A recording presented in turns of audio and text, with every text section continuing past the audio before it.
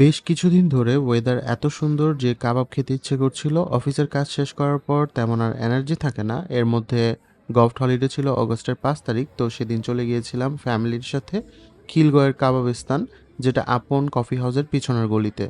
যেহেতু ছুটির দিন তাই প্রচুর রাশ ছিল, গিয়ে সিরিয়াল দিতে হয়, তারপর সিরিয়াল ওয়াইজ কল করে বসায় দেয়। ওদের মেনুতে চিকেন কাবাব, বিফ কাবাব, কিছু কারি আর কয়েক ধরনের নান, লাচ্ছি, মিন্ট লেমনেড অ্যাভেলেবেল ছিল। তো আমি ফুল মেনুতে যা যা অ্যাভেলেবেল ছিল সব অর্ডার করেছি, শুধুমাত্র বিফ কাবাব আর চিকেন হারিয়ালা কাবাব স্কিপ করেছি। মেনুতে প্রাইস তোমরা পজ করে দেখে নিও, প্রাইস আমার কাছে খুব একটা হাই মনে হয়নি। শুরুতেই আমি সার্ভিসের কথা বলবো, যেটা বেশ ভালোই লাগছে। রেস্টুরেন্টটা খুব বেশি বড় না, 2টা ফ্লোর নিয়েছে, তারপর টেবিল নিচে 5টা, উপরে 7টার মতো ছিল। এই রেস্টুরেন্টের বেশ কয়েকটা রিভিউ দেখি আমার এখানে আসা।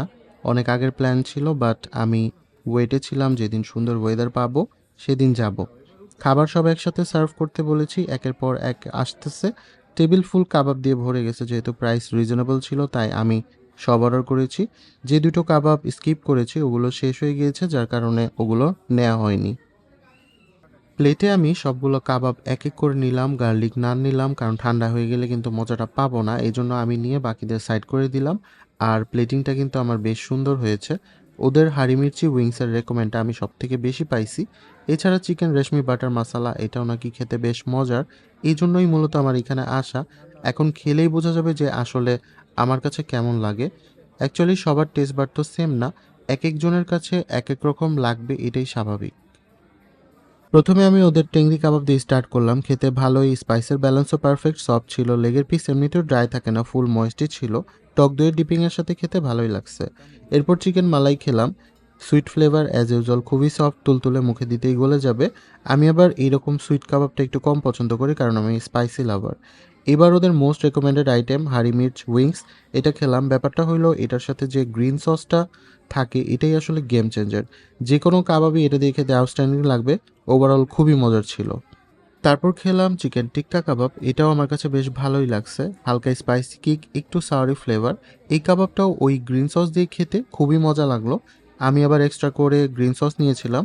চিকেন রেশমি কাবাব, এটা আমার কাছে অ্যাভারেজ লাগছে, কারণ একটু ড্রাই ছিল, খুব একটা টেস্ট পাইনি। আমার রেকমেন্ড থাকবে ফার্স্টে উইংস, তারপর চিকেন টিক্কা কাবাব, তারপর টেংরি কাবাব, এরপর চিকেন মালাই, এবং লাস্টে থাকবে হচ্ছে চিকেন রেশমি আর তান্দুরি চিকেন। কারণ তান্দুরি চিকেন সব থেকে বেশি ড্রাই ছিল, এটা খুব একটা ভালো লাগেনি এবং আমি এটা রেকমেন্ডও করব না। সবশেষে নান দিয়ে কারি দুটো খেলাম। এখানে আমার কাছে একটু উল্টোটা ভালো লাগছে, যেমন কাবাবে চিকেন রেশমিটা খুব একটা ভালো লাগেনি, কিন্তু এইখানে চিকেন রেশমি বাটার মশলাটা বেশি মজা ছিল। অন্যদিকে চিকেন টিক্কা বাটার মশলা, এটা আমার অ্যাভারেজ লাগছে, কারণ দুইটাই কিন্তু সেম, জাস্ট টিক্কা বাটার মশলাতে কাশ্মীরি চিলি পাউডার আর হালকা একটু স্পাইসি অ্যাড করেছে। আর চিকেন রেশমি বাটার মশলা, এটা হালকা একটু সুইট এবং বাটারের ফ্লেভারটা একটু বেশি ছিল, যার কারণে আমার কাছে এটা সব থেকে বেশি ভালো লাগছে।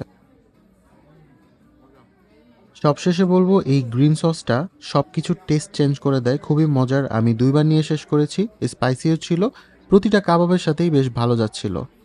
ওদের লাচ্ছিটা বেশ ঘন এবং মজার ছিল, জাস্ট মিন্ট লেমনেডটা অ্যাভেলেবেল ছিল না। আর আমি খাবারের বিলটা অ্যাড করে দিলাম, কেউ আর বইল না যে ফ্রি খেয়ে আসছি। সো ভিডিওটি ভালো লাগলে একটা লাইক করে দিও, সবাই ভালো থেকো।